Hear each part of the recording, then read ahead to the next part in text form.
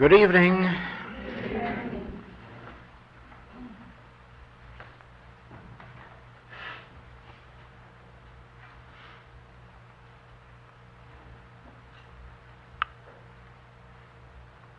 We read the other day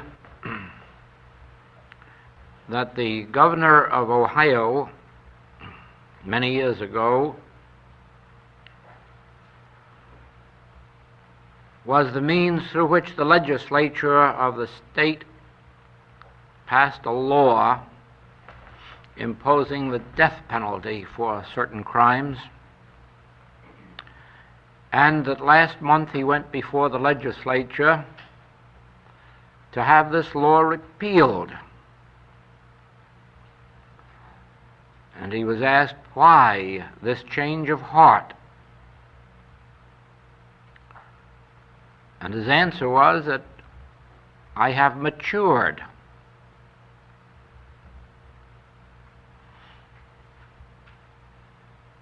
As you read further, you see that what he meant was that he had come out from under Judaism, ancient Judaism, and had become a Christian. He had matured from ancient Judaic beliefs of an eye for an eye and a tooth for a tooth, and had seen the vision of the Christ. Not only love thy neighbor, but pray for thine enemies, and forgive.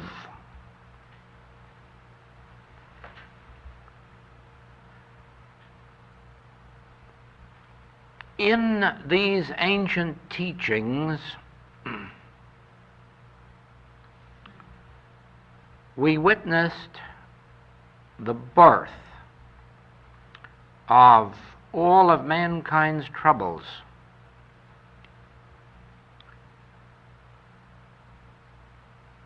The evils that were apparent on earth were all set into one word: devil or Satan. It made no difference whether a person broke the first or second or third or fourth or fifth or sixth or seventh, eighth, ninth or 10th commandments. All of these evils were ascribed to the devil or Satan. Satan, the devil, was the cause of all of this, the source. And then the entire Old Testament is devoted to a warfare against the devil, Satan, forces of evil, powers of evil, utilizing the power of good to destroy the enemy. It is a continuous warfare. It is only when we come into the New Testament that we learn that we are to put up the sword, that we are to forgive 70 times 7, pray for the enemy, not sue the man who cheats us. It is in this Christian dispensation when we learn the greatest secret ever revealed to mankind in the entire history of the world. And that is that it is true that you can sum up all of the evils of the world and acknowledge their source to be devil or Satan, but that you have no right to war with Satan or fight the devil or resist evil, for there is no power in these.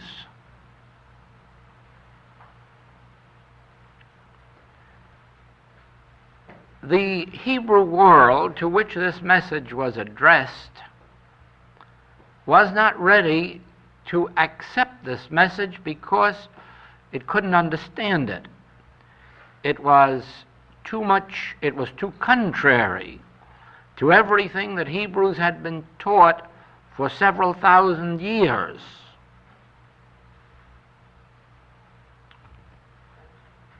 It was too radical to be accepted.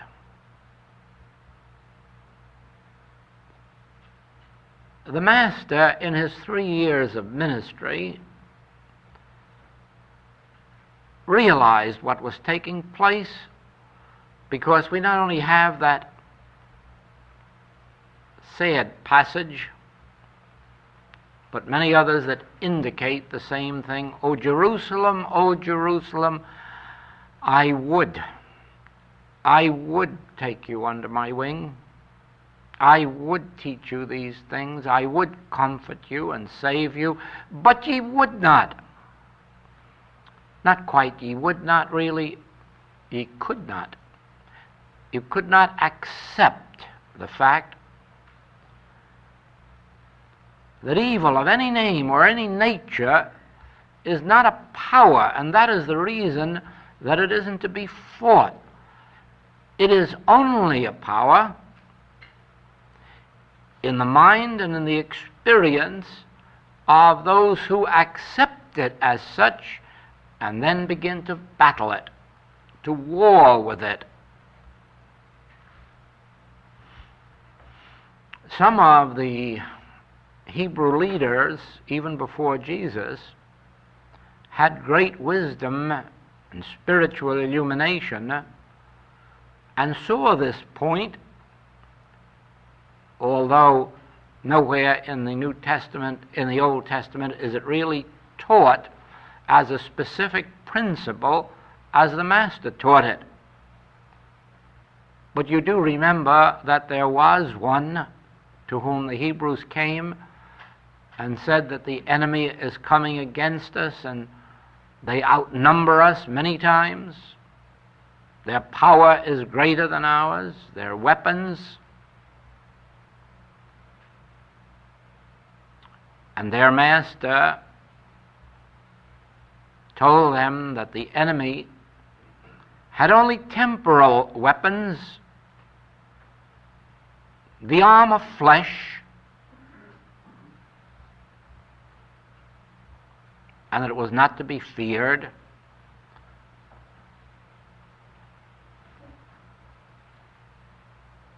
These are strange words. The enemy is stronger than we are, has much more powerful weapons, but these weapons are called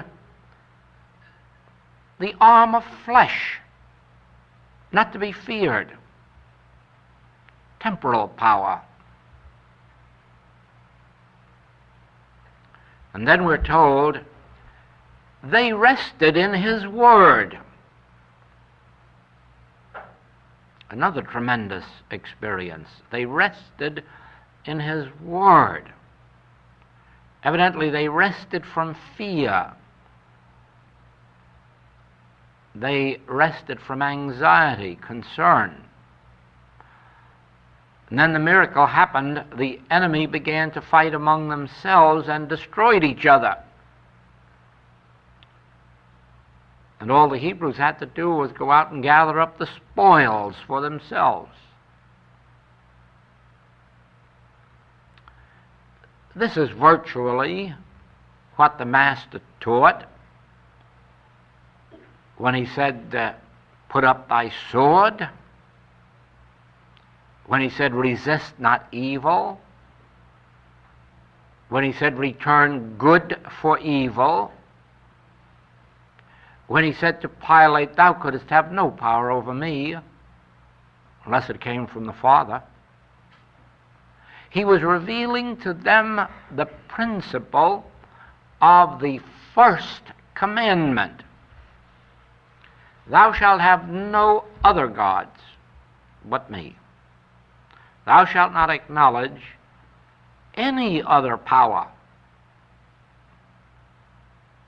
whether you call it devil or Satan or mortal mind or carnal mind, whether you call it temporal weapons, whether you call it enmity, jealousy, hate, malice. Thou shalt not acknowledge anything as having power, or anybody, or any groups of anybody's, or any amount of temporal weapons. Thou shalt acknowledge no other power, no other God, no other presence but me, the One. As long as we are looking out from human eyes, this will be as difficult for us to believe, to accept, and to prove as it was for most of those Hebrews of old.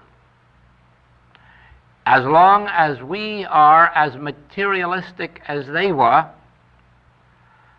and put our faith in material form, material weapons, material mindedness, we will be in the self-same position as they were. And we will lose the demonstration, even as he saw his people losing it, by their inability to accept that there are only two commandments that we need concern ourselves with, and that the first one is, there is but one power, one presence, and you must have no other, acknowledge no other, fear no other, and rest in this word, and then love thy neighbor as thyself.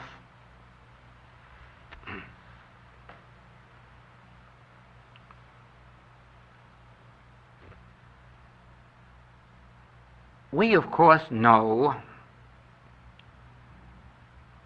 that we live in one of the most materialistic ages of all time, at least as materialistic as any other age. We know that the human world accepts all forms of mental and material power as if it were even greater than God power. We know that we fear material force and mental powers much more than we trust the one power. The reason is that we think of material and mental powers as powers opposite or opposed to God. There is where we lose our entire vision. We think of material power and mental power as if these were power. They are only power in the absence of God. If you were to see this universe separate and apart from God, then you would have to acknowledge that material power and mental power are real powers, and that the more material power or force you had, the better off you would be, or the greater your mental powers, the better off you would be. And this would all be true if you were operating solely in the realm of a human universe separate and apart from God. Now,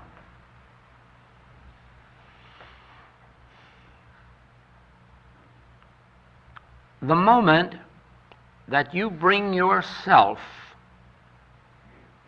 into even a tiny measure of God realization, you come to a realm of life in which neither mental power nor material power is power. In other words, the mind becomes an avenue of awareness, not a force. And so do all of these things that we speak of as a material universe. They become instruments for good. It is only when you begin to think in terms of good and evil that you can use a flower for the purpose of beauty, decoration, perfume, and think also in terms of doing something with it and producing a poison. It is only when you think in terms of two powers that you can begin to think in terms of injury, destruction, theft, and all of these other things that come under the remaining commandments.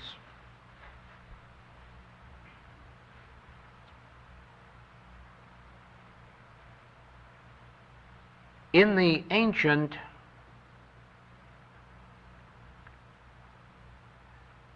native races, original races, we find that each one knew the power of the mind for good and the power of the mind for evil.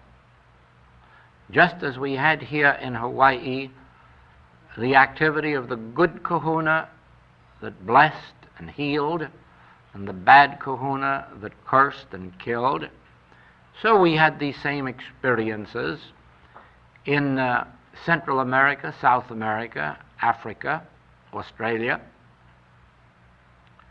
Wherever the power of the mind was known, the power of the mind was used for both good and for evil. In the earliest days of mental science in the United States, we found that originally the power of mind was used for good. It was used for healing. And then we find that some of the very earliest students made the discovery that the mind could be used for evil purposes.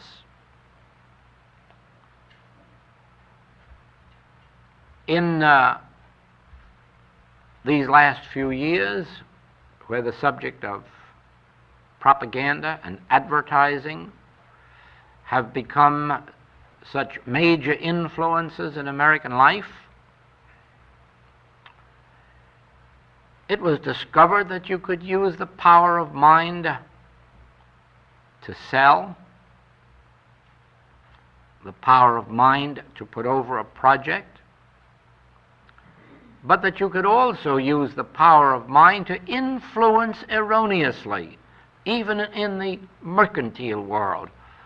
And so we had the spectacle last week of a legislature trying to pass a bill forbidding the use of subliminal perception advertising in the radio and television world, and one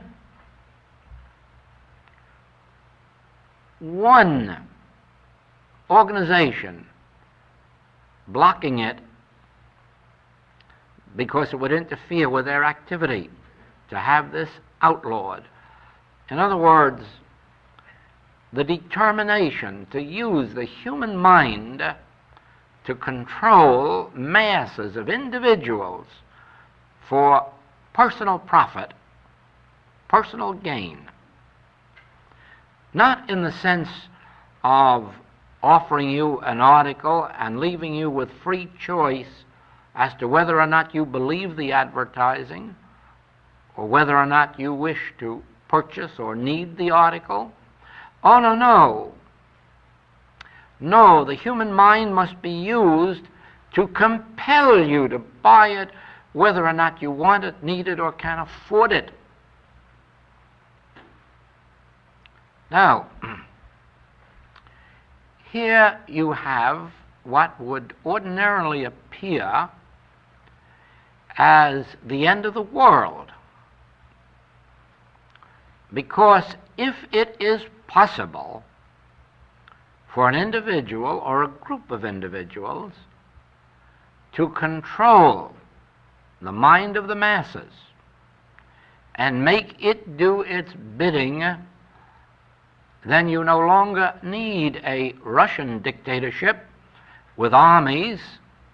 You only need a little group of men sitting in a studio with a television set before them or a radio set, broadcasting set, to control your world.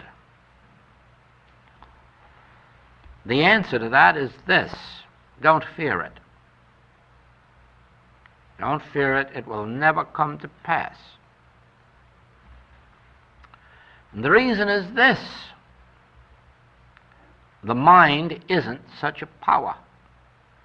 And the mind can't be used for such a power once it is recognized that that which we call God is the only power. It becomes impossible to be controlled by anyone or any circumstance when it becomes known that that which we call God is the only power. Let us understand for a moment what we mean when we use that word God. Try for a minute to think of God. God who is neither a Jew nor a Christian. God who is neither Muslim nor Hindu. Think of a God that has no denominational connotation. Try to think of a God absolutely independent, above and beyond any form of religious belief. Take another step. Try to understand a God that is above and beyond every form of worship.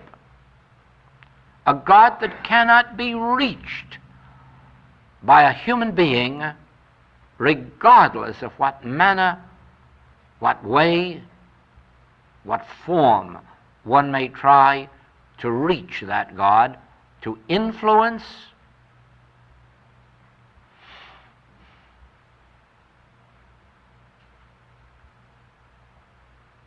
to sway, to move. Try, right here and now, to think of a God that governs you. Try to think of a God that thinks as much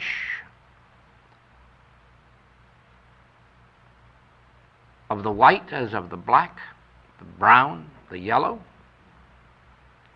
Try to think of a God that has no awareness of your name or color or identity. A God that is a complete state of free being that man cannot touch or reach, man cannot influence or sway. Think, try to vision a God that at this very moment is the reason that the sun, moon, and stars are moving in their orbits. a God who is the only reason that apples are always going to come from apple trees, and pineapple from pineapple trees, and papaya from papaya trees. Think of the God that you cannot influence to put apples on an orange tree, that you cannot influence to move the stars out of their courses or the tides. Think of a God entirely beyond your reach, and then reverse the position in which we have heretofore thought of God.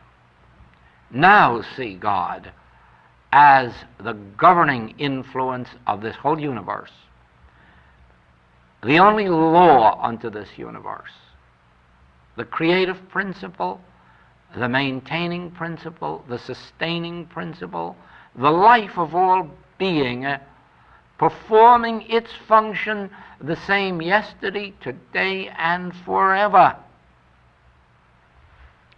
Think of this God, whom even the multitudes can't sway. Even the millions of allies praying for victory, or the millions of the opposite of the allies praying for victory, think of not one word of that ever reaching God's ear. Think of a God not influenced by the billions of prayers to save my side, or your side, or his side, or her side, or their side, or my child, or your child. Then you will begin to perceive that no harm, no evil can come nigh thy dwelling place. For God has never empowered anyone or any power to injure or destroy his creation. Only by disregarding the true nature of God can you be made to fear temporal powers, whether in the forms of weapons or the malpractice of men's minds. Only by not understanding the nature of God as the law, the only law. Thou shalt have no other law but me. Only in this realization can you understand that at this second you are God-governed. You are no more outside of God's government than the stars, the sun, the moon, the tides, the fish that are swimming in the sea, or the birds that are flying in the air. Relax into that awareness. There is a creative and a maintaining and a sustaining principle of life, and it is holding this world in its grasp. And then you will be able to smile at the intrigues of men who believe that they have power to set aside the laws of God, destroy the life of God, the freedom and the harmony of God, or interfere with the operation of God. There is the thought. Can you conceive of anything that can interfere with the operation of God? And then when you wonder at the evils that you have witnessed on earth, you will know that it has been our ignorance of this truth that has brought these catastrophes upon us. We have not understood that God is not influenced by man, but rather that God governs man and all creation. God alone governs, and God does not share his government with man whose breath is in his nostril, for he isn't even to be accounted of. There can be no fear in the realization of this infinite, universal God.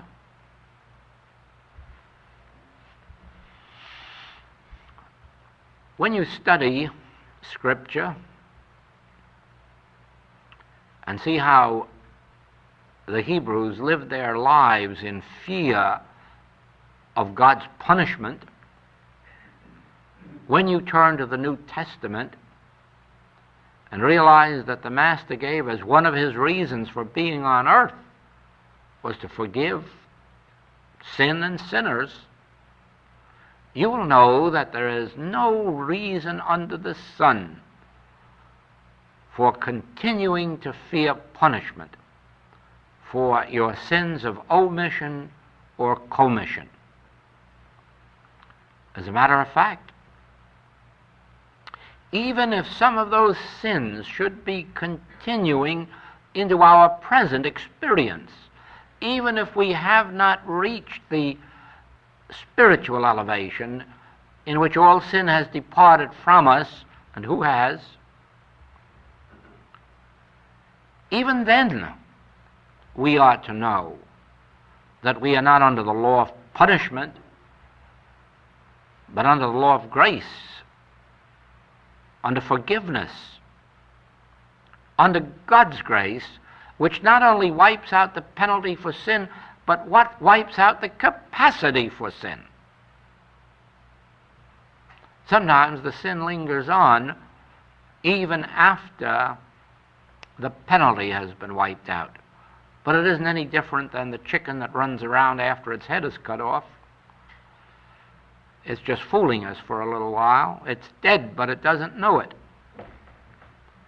And so too, our past is dead, even if some of the sins are temporarily being continued in the present. Why is our past dead? Because of our acknowledgement that there are not two powers operating. There is only one. You will find then that these ancient beliefs, some of them are religious beliefs, and some are medical beliefs. I recall from my very younger days when we were told of two major reasons why insane asylums are filled. And under medical law, neither one of those reasons are given today or believed. Materia Medica has dropped both of those beliefs as being causative of insanity. And therefore we know that these people who were confined were not confined for the condition claimed for them, but for the very mental malpractice, the very ignorance of the materia medica beliefs of those days. So it is with us today. We are suffering from these mental suggestions which are eternally thrown at us as if they were authority, as if they were law. They aren't if you will accept God as the only power. They aren't if you can accept God as the only law.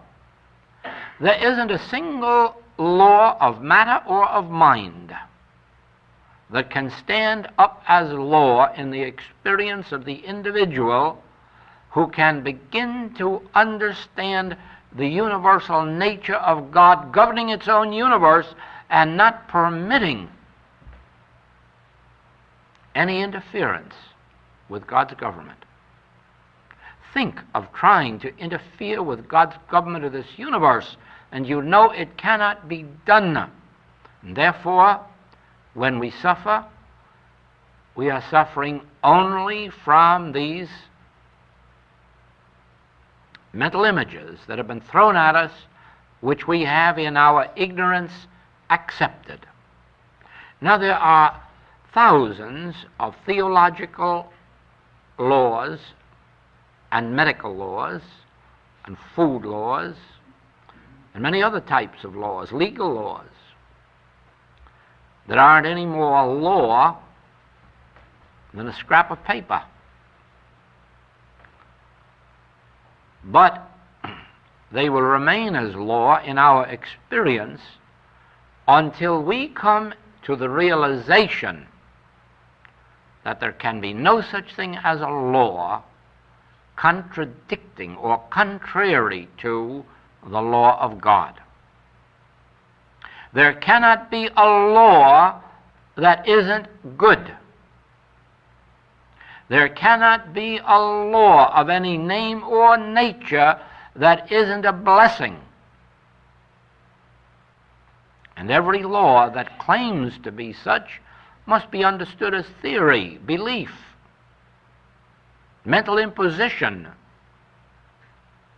which in our ignorance we have accepted. You have read, I'm sure, of how circus elephants are trained. Iron bracelets placed on their feet, attached to a chain 10, 12 feet in length. They're left that way for several months until the elephant knows that he can only go 10 or 12 feet and then he must stop. By the time he knows that, they take these chains away from him and these iron bracelets, and the elephant goes 10 or 12 feet and stops. He's been mentally conditioned so that he accepts that limitation even though it isn't there anymore. We too, we have accepted laws, some of the mental, some of the material, as detrimental, but only because we have not acknowledged that the God that creates or maintains and sustains or manifests itself as this universe must be an eternal and an infinite law of good, and that there can be no other law. There can be no law of limitation, no law of destruction, no law of sin, no law of disease, no law of death. There can be no such law. There can't even be the law of age. Over and over, I write to students, please stop accepting that Judaic law of 70 years and 10. God never made it. Man made that law, and we are being malpracticed into accepting it. It cannot be a law, because God cannot at the same time give life and destroy it. God cannot provide for life and for life's destruction. That cannot be.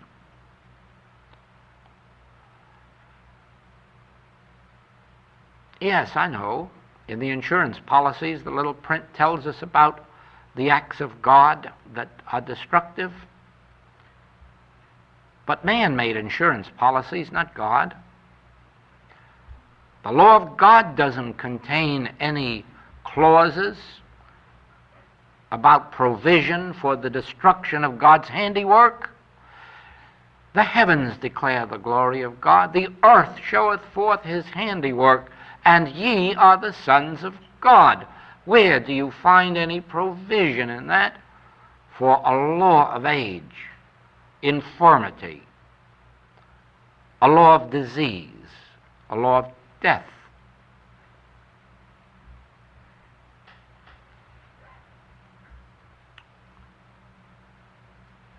In our metaphysical and spiritual approaches to life,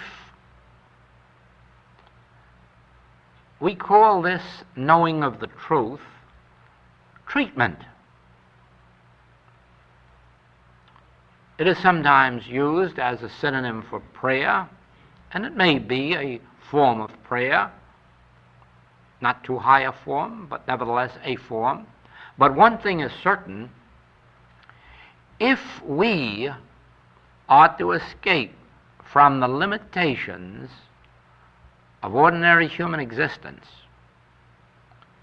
if we are to escape from the laws of matter and the laws of mind,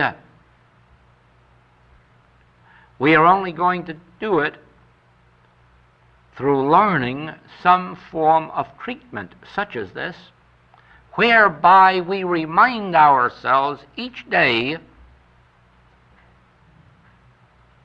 that God is the only lawgiver and God is spirit. And the only laws are spiritual laws, and these govern my being, your being. These govern all being. These govern friend and foe. These govern all mankind. What of material laws and mental laws? These cannot be laws if God is law. And God is spirit, and law is spiritual. Then that which we have termed law is recognized as not law, but an imposition.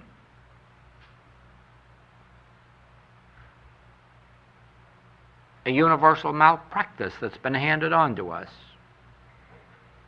which we have accepted and demonstrated, and which we now must consciously reject.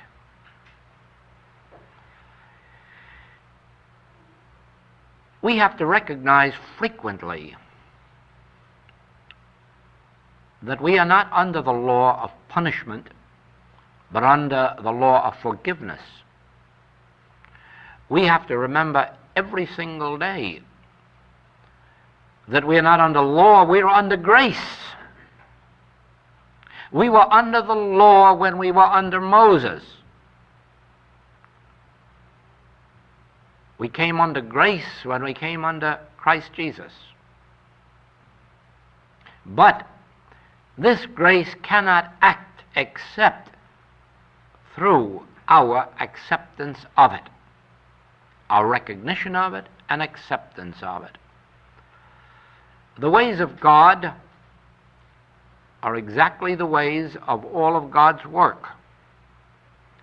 There could be no automobiles and there could be no airplanes until the laws governing these were first recognized, discovered, applied. So are the law of God. The law of God fills all space. It is here and now, and it is available to us, but only in proportion as we first recognize it, accept it, consciously bring it into our experience, practice it, really, practice it with every contrary appearance that comes into our lives, consciously realize, I'm not under the law, I'm under grace. Or, this cannot be law, since only God is law. And then always rest in the Word. Settle back in the realization of what you can feel God to be. Now, you can't really know God with the mind. That would be bringing the infinite down into finiteness. But you can at least realize that God does not respond to the will of man, but that man responds to the will of God.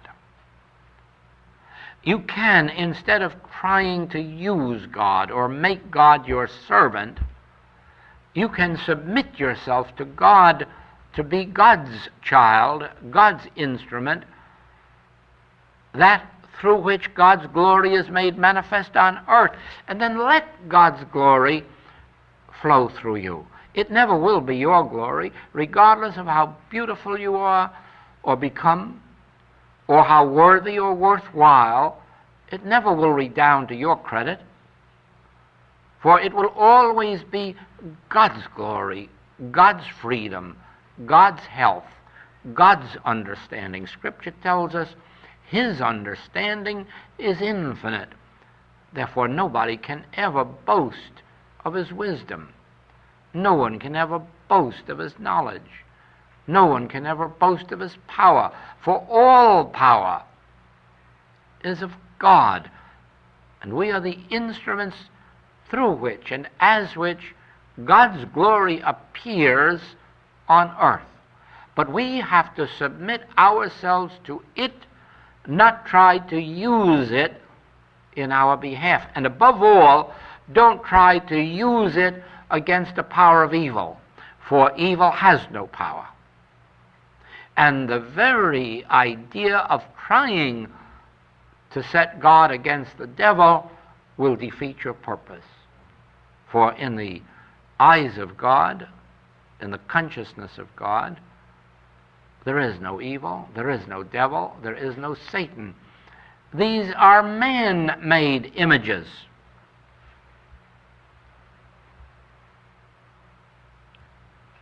It's the most glorious thing in all of this world to be able to realize that no one on the face of this globe has the power to do evil to anyone. No one on the face of this globe has the power to be evil. God is the only power. And God's power is a universal, spiritual power of eternal and immortal life. No one can thwart the will of God. There is no way to thwart the will of God, for there is no will but the will of God.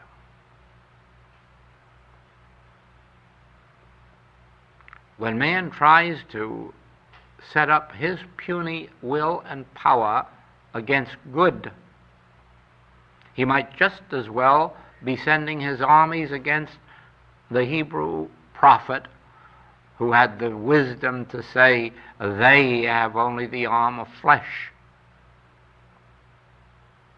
Nothingness, no power. Stand ye still, ye need not fight. Regardless of the appearance of evil in your life or the life of those in your family, among your friends, or if you're active in this work, your patients or your students, it lies within your power to realize that God has never given His power to anyone, to any group, to any condition, that therefore there is no power on earth but God's.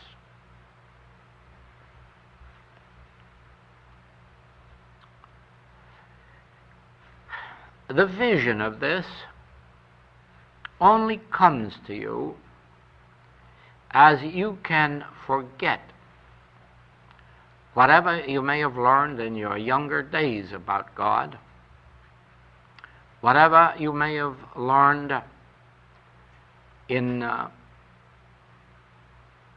sectarian beliefs about God,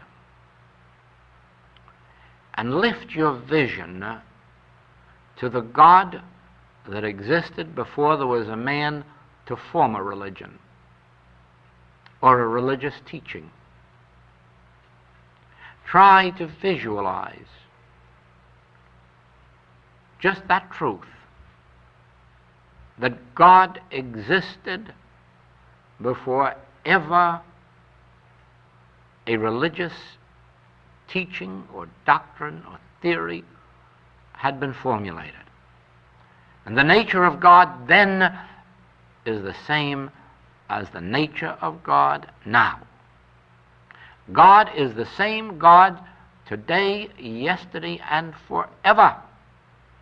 And God is God in every quarter of this globe and of all of the other globes that exist. And there is no power, and there never will be a power, to thwart the will of God, the law of God, the life of God, the way of God,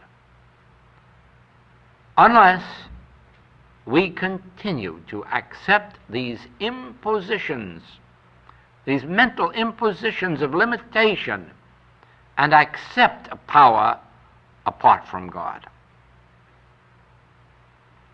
Some of you might wonder whether these things have been proven. Heavens, yes, they have been proven in one way and one degree or another for the past 75 years. They've been proven in the demonstration of harmony in individual lives, physically, mentally, morally, and financially. They have been demonstrated in business activity, in agricultural activity, in every form of economic and government activity.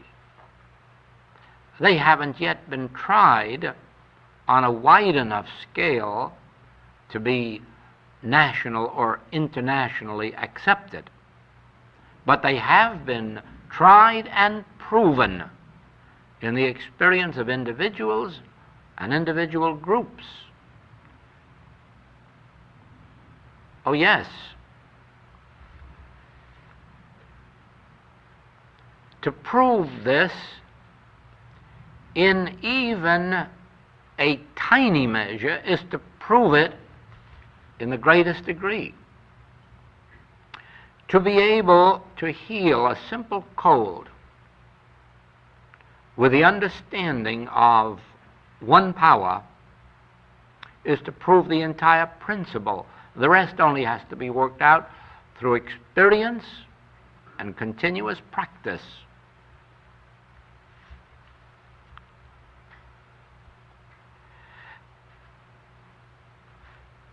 We have warred one power against another. We have utilized, or tried to, the power of God against the power of the devil. The world hasn't won out with it. The world hasn't been able to prove that God is greater than evil, because there's more evil on earth than good. But the reason is that success cannot come by trying to use one power against another power, but by giving up power and accepting God as one power,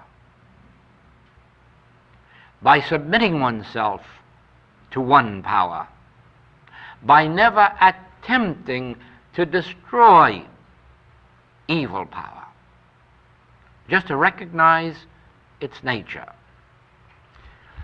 Every form of error that would touch you must touch you through the mind. If you can't accept it in your mind, it can't have any effect on your body or your pocketbook. The only approach there is to you is through your mind. The body itself has no intelligence. Therefore, it cannot do anything or be anything of itself, except what you can accept through your mind. Therefore, you are the determining factor in your life's experience, because you can reject that which you do not wish to demonstrate. And it is only difficult in the first few weeks or months of practice if one practices faithfully. In other words, every time a suggestion of any kind tries to come to thought of an erroneous condition, circumstance, influence, it is only necessary to remind oneself, but there is only one power, there is only one law, there is only one life, there is only one substance, there is only one cause, and rest in that word. It is only necessary to remember that if it is of an evil connotation, it cannot be of God, therefore it cannot be endowed with power. For thou shalt have no other powers but me. Yes, but if you are not alert to reject these subliminal perceptions or malpractices, then you are accepting in your mind that which will ultimately appear on your body or in your pocketbook or your human relationships. We were given dominion. Right from the start we were given dominion. But wherein lies our dominion? In our ability to accept or reject.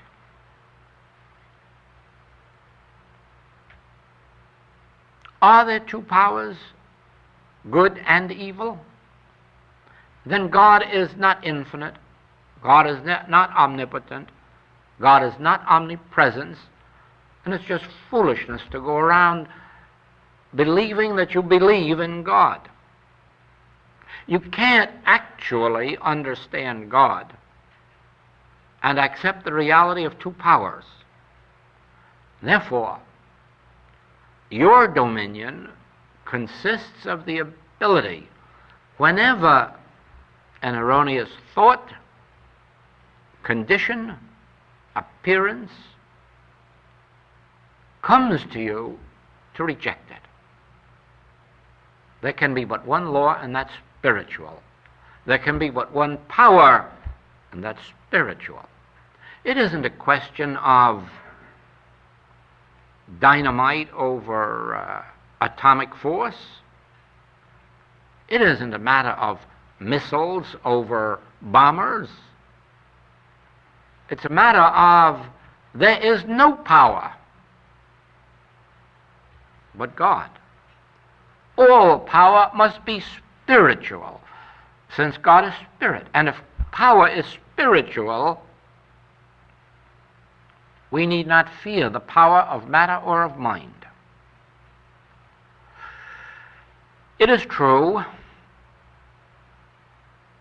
that if you do not abide in this word, and let this word abide in you, that you will be as a branch of a tree that is cut off and withereth. It is true that if you do not abide in this realization of one power, if you do not reject consciously all of these mental impositions that are flung at you, you can then be made to suffer as the world is suffering.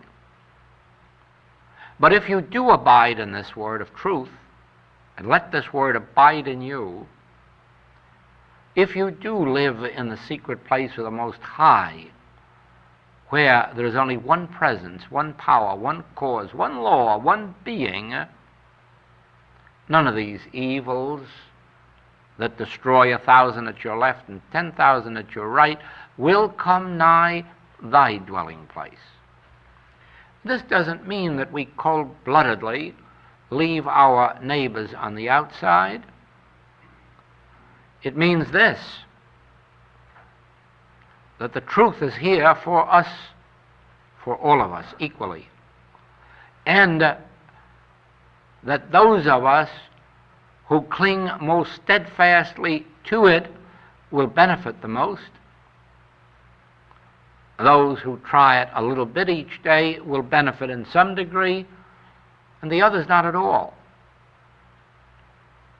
Dominion was given us, but we must exercise it. Truth is available. We first must learn it, recognize it, respond to it, and then practice it. It is not a force that is hanging up here in the air. It is not a force that's either up in the heavens or within you that will operate by itself. It operates as an activity of your consciousness. And it operates in proportion to your acceptance and practice. Truth is, of that you may be sure. God is, that you cannot doubt. The experience of God in our lives is entirely dependent on our ability to open ourselves to it, to maintain it in these forms of what we call treatment, or knowing the truth, or prayer. In our work, we like to use a form of contemplative meditation in which we're sitting alone, quietly, peacefully, or sometimes gathered together, and then contemplate, as I have been speaking to you tonight. That is really an inner contemplation outwardly expressed. But it represents what often happens in my experience when I'm sitting alone, or sometimes even with others, and I contemplate the nature of God. What kind of a God is there? What is the nature of God? Is it possible to lead a God-governed life? Or must we be eternally fighting each other and the world? And as we contemplate this nature of God, many scriptural passages come to thought, and then we're reminded that God is infinite, that God is closer to us than breathing, that I will never leave thee nor forsake thee.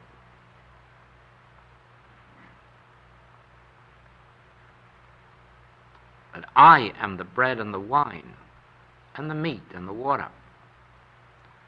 That I am the law. And as we do this, we begin to perceive that the evils of this world only operate in our experience because we accept them as evil. We accept that there is an opposite to God.